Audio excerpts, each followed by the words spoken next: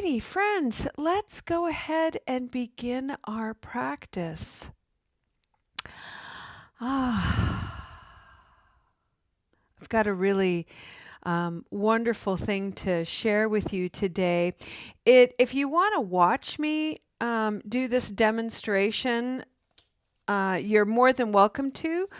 But I would also encourage you to close your eyes as you listen to this demo and really allow your own imagination to work.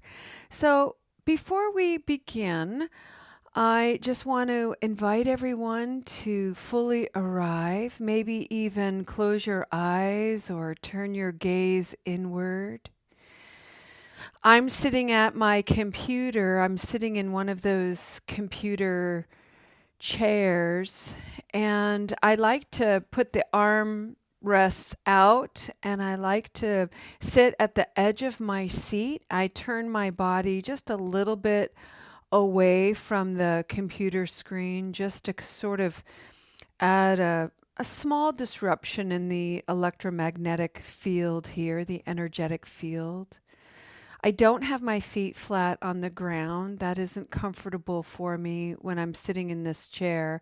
I like to have my feet resting on the little arms at the base of the chair. My hands are in my lap and my shoulders are back. My heart is forward. My eyes are closed. And I'm just going to take a moment to breathe deeply. And I'm making a very concerted and intentional effort to sit in a way where my spine is straight and my core belly is really keeping my posture upright. And in this way, I get to really watch and observe the breath as it enters my body, fills the belly, fills the diaphragm and lungs, and then I also get to observe as the exhalation exits my body through my nostrils, and I can feel the contraction in the belly diaphragm as I really try to expel all the air. And I would encourage you to take a moment with me to breathe very intentionally, breathing in, slowly watching the belly expand, the diaphragm, lungs filling, exhaling, allowing it all out, and really maybe even tucking in the belly a little bit, giving the belly a little squeeze to get the last of the air out, relaxing enough that the belly can open and expand.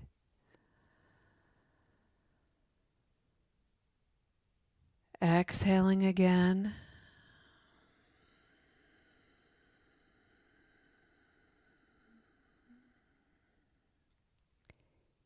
Inhaling.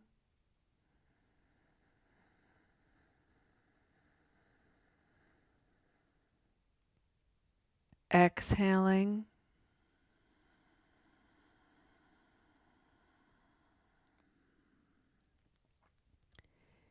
Inhaling.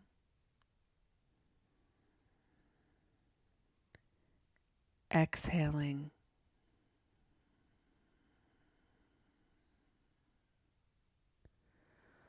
For the duration of this meditation, you can always return to the breath, the inhalation and the exhalation, as a place marker, as a point of attention to come home, to center and ground.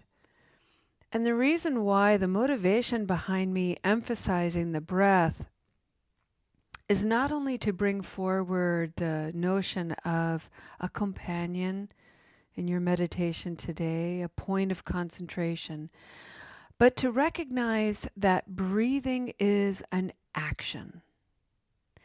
And to breathe with intentionality, which means to breathe with attention and concentration, that is another action.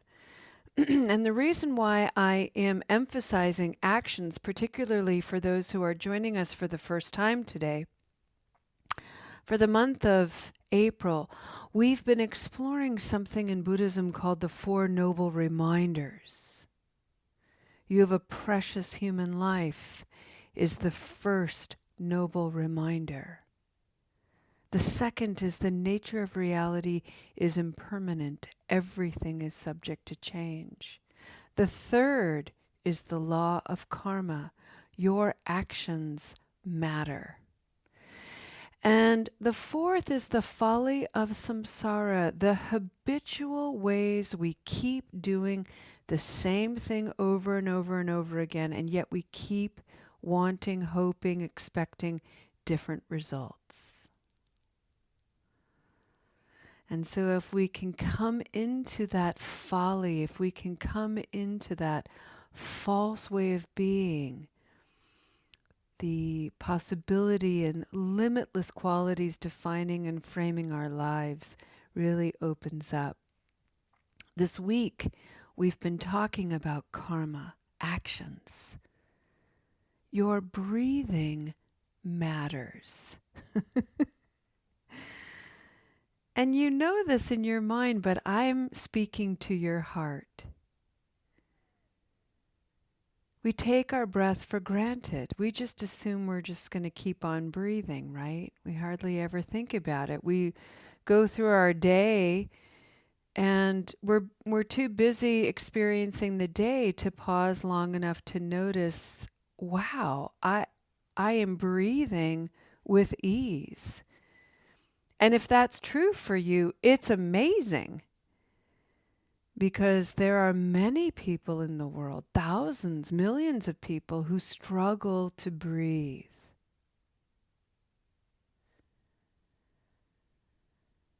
And so that simple act that we are unconscious of, when we bring it to consciousness, when we bring our awareness to the miracle of breathing, which is the miracle of life and living itself, suddenly this action takes on layers of new meaning.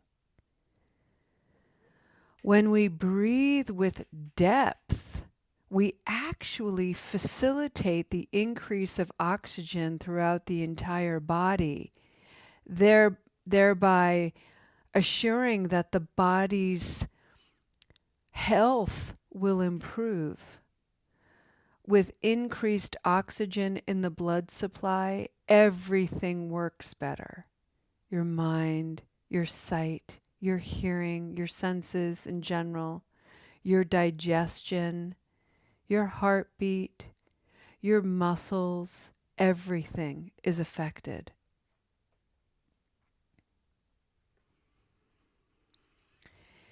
Yesterday, I brought forward actions in terms of synchronicity, coincidence,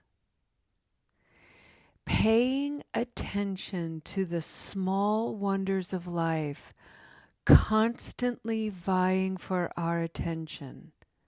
Little messages, signals that let us know, keep going.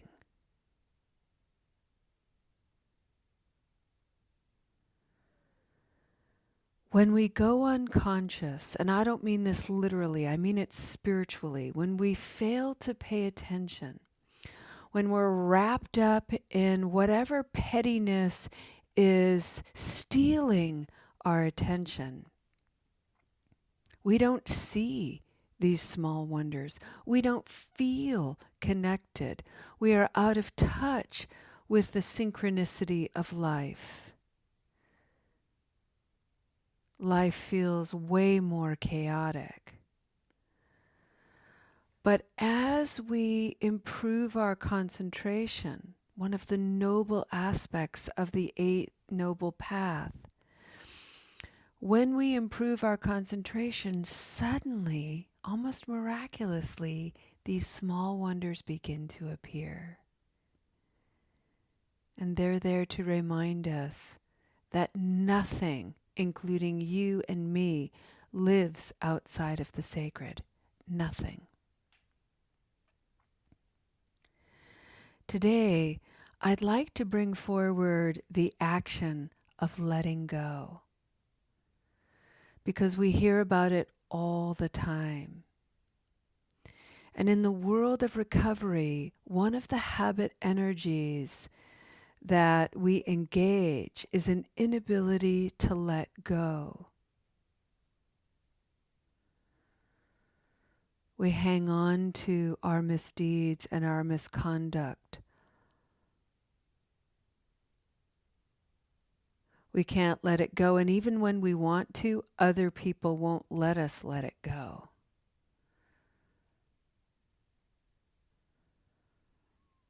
And so even the action of trying to let something go can actually be a habit. It can actually be a pattern of action that is worth reimagining. It's worth playing with. So my question is, when you think of the words letting go and the action of it, how is that alive in you?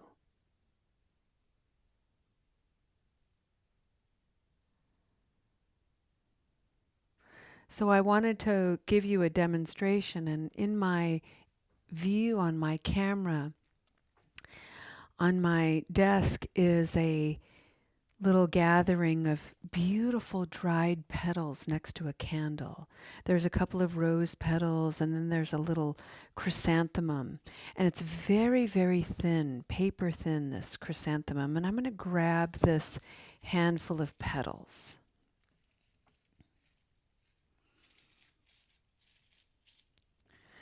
And I'm just going to close my fingers around it and hold on to it. And I'm going to, in my own mind, of putting something, infusing these petals with something that I want to release, something I want to let go. This is sort of a ritualistic way of letting go that I'm habituated to. It feels very familiar to me. So I'm holding on to these petals, and I'm noticing attachment coming up.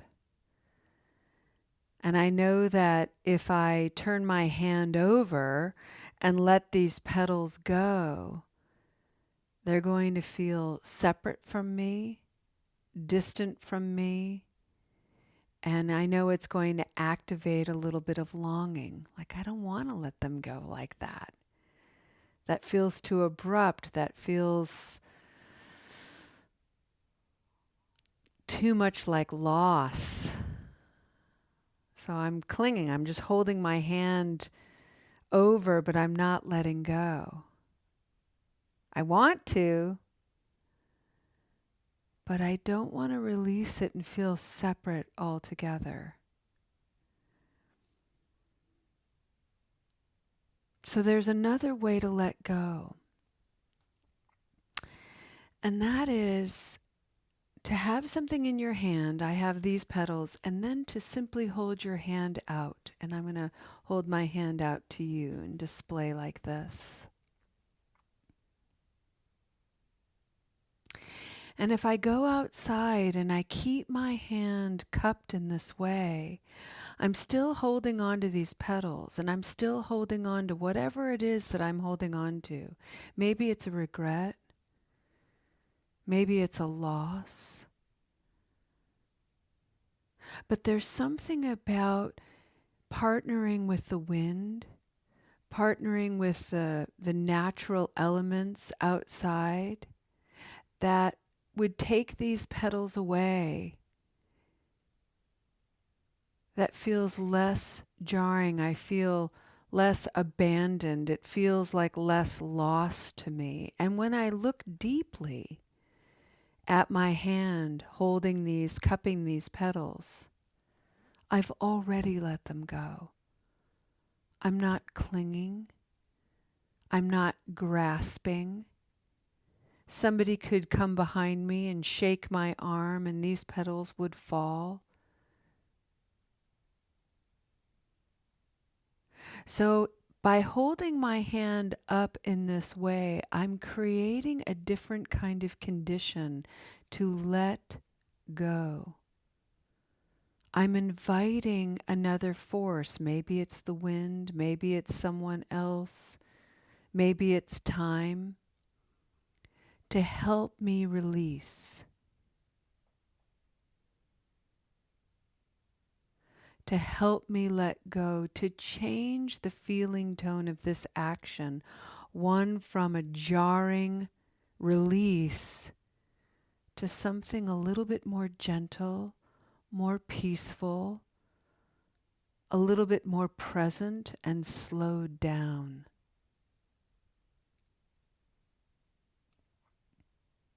There are definitely times in my life where I need to grab something and let it go, drop it. That's true. And it's not the whole truth. That single action doesn't have to be the only way I let go. That's the point of this reflection. That's the point of looking at the action of letting go and inviting in your own life experience options for yourself, options that are guided and directed by your own wisdom and your own experiences. You'll know. I can't tell you how many times I've gone outside in wind and held petals and just let the wind take them. There's whimsy and joy and lightness in handing over symbolically whatever it is that I'm trying to release. It's a very different feeling than just dropping it and letting it go.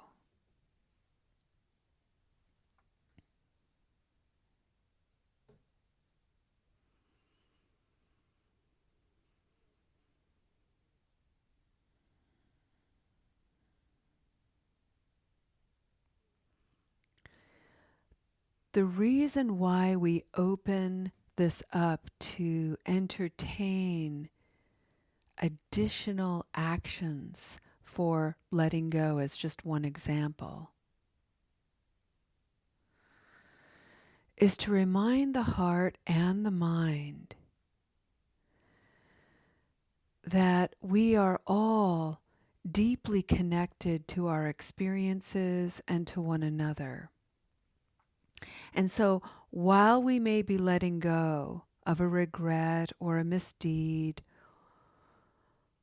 we can't necessarily be freed entirely. It will live, it will remain as an impression, sometimes a scar in our consciousness, in our mind stream.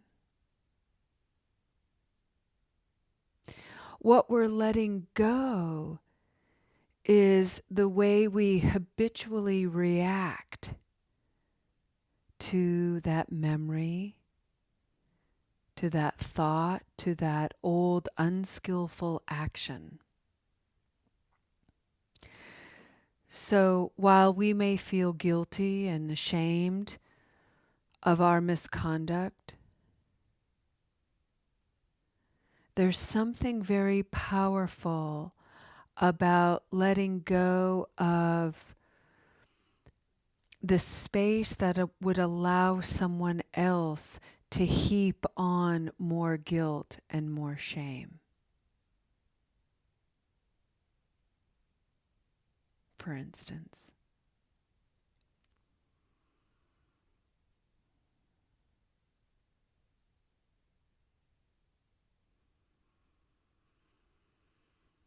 In other words, no one has the power to make me feel worse than I already do without me giving them permission to do so. And I'm letting go of that energetic exchange with certain people in my life. I no longer want to allow that kind of power to radiate from my own agency. I'm the only one that can make me feel terrible about my own misconduct and my own unskillful ways. And I'm working very hard to remodel them, reshape that misconduct so that what I do in the future is very different. What I do in this present moment is very different. Only I give myself permission to go to the past, relive those things, and feel terrible.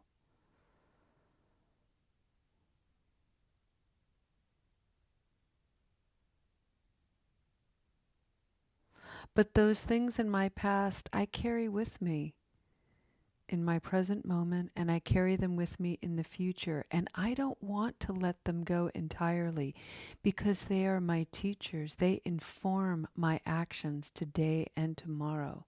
And for that, I'm grateful. And this is why letting go with a new action is so powerful.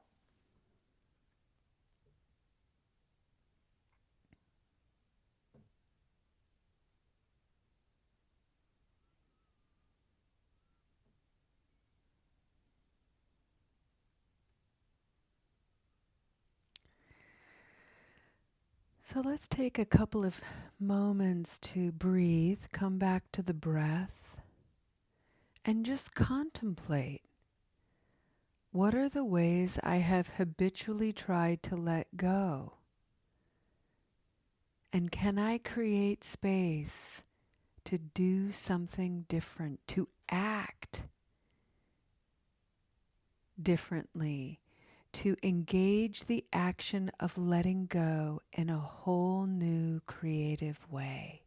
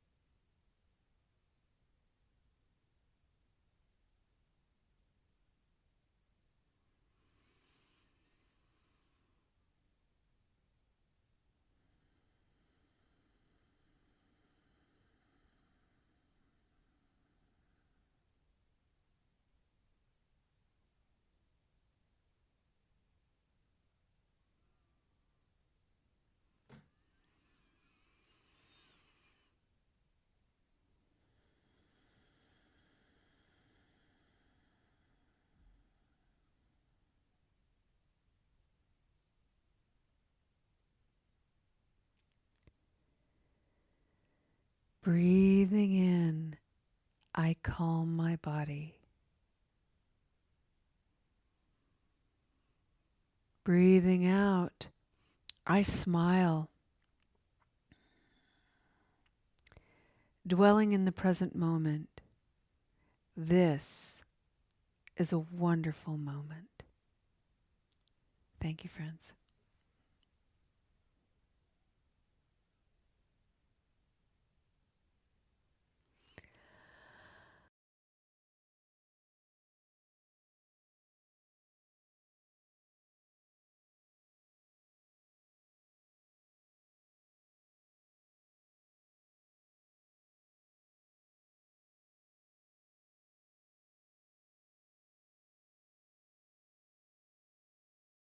Let's go ahead and end our practice today with a dedication of merit.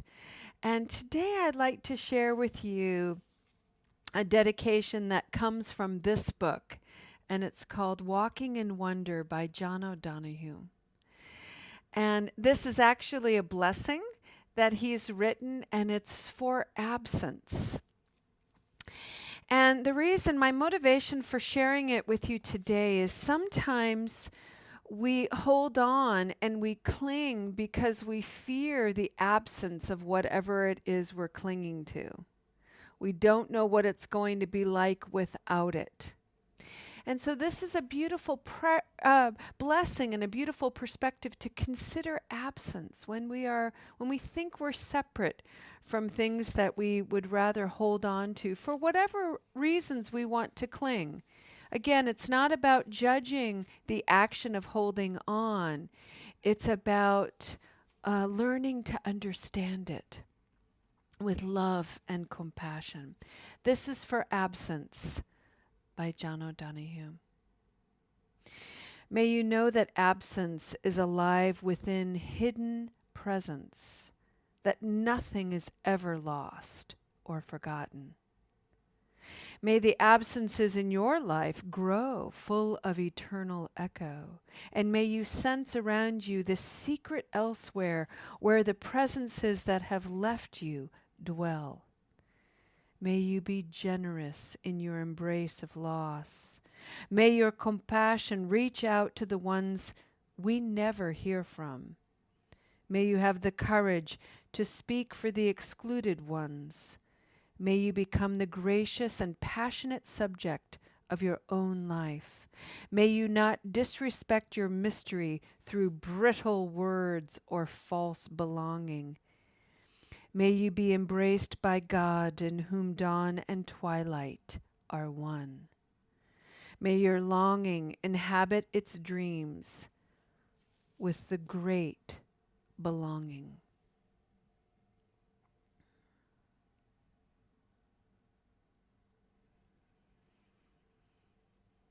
May you have peace in your steps and in your day. May you enjoy the brilliance of you, radiating the divine imagination that is you. Have a great day, friends. Thank you for being here today. Namaste.